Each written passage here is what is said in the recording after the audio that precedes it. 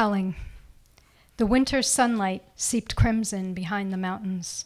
She slipped her secret into my ear, a match to my mother's, an unexpected gift, an unexpected requiem, a pain-filled gift, grief and anger pressed fingers to palm, a string of stories, laundry on a line, wavering, a call to remember, warning of a fragile boundary, a tentative sovereignty born in blood. Each story came with a name: Rita, Marguerite, Amy, Joan. When my mother told me her story, I was surrounded by snow, the early dark of a northern night. Our words hung on the phone line, frozen, cold, and stiff. It should be easier now. I want to see you after. She told of driving with friends from Hollywood, Tijuana, a girls' weekend in September of '63, smoking cigarettes with the top down, the sun and the wind, a flask to pass around the car. Someone knew someone who had a doctor's name. It would be all right. Then, later, in the dirty motel room, she cramped so hard she passed out, vomiting and bleeding through the greasy gray sheets. She tried not to cry too loud. She listened to her friends dancing in the courtyard of the bar outside her window, their laughter bleeding in with the scratchy radio music. She held her fear in a place already scarring, already curling into silence. I remember the squeaky crunch of tires on the snow-filled parking lot, dawn blinking out with the streetlights. Almost strangers, our eyes roam the windshield, search for instructions in the ice left behind on the wipers. Our teeth and hands grip, hold us carefully in our own skins.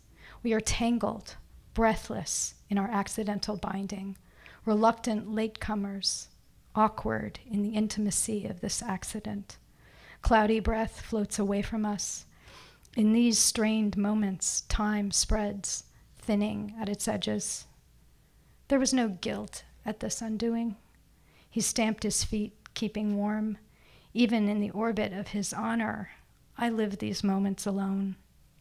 In the room, I pulled away from him, but let him keep my hand, palm upturned, a place to put his thumb, a way to feel effective. Tried not to squeeze too hard in the clenching suck of being wrung out.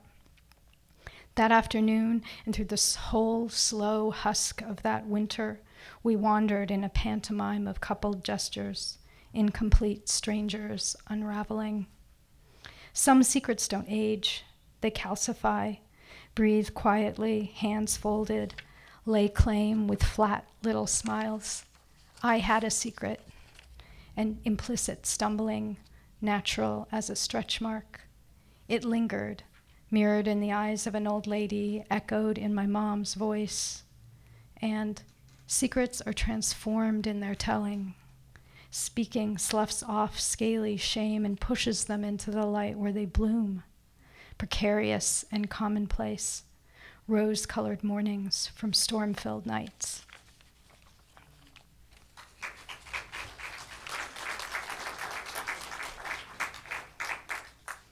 Conspirators. Wading into melted twilight, my mind offers a souvenir. Time buckles in the memory's pull.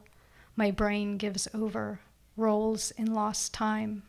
I lift your sleepy weight. Sweat damp, bread warm, scoop you up, roll back, knees bend and shift, the dance of every day and your determined sleep. I pull you into my chest like an ocean wave, curl around, hold. For the briefest, deepest of seconds, both of us sigh. A syncopated hymn, release from the snaky tangle, the fink and fluss of your car seat, the growl and snipe of traffic snarls. I glance down, vision slips, past the crash of my work bag, the thump of sour lunchboxes, the scrape of dirty sneakers, the confusion of abandoned sweaters, the sprawl, the tumble, flotsam on crumpled weekday shadows. There, like the sudden moon breaking through, I spark in the glow of your secret smile, edging up the corners of your mouth. We are conspirators in this obstacle course, this going home.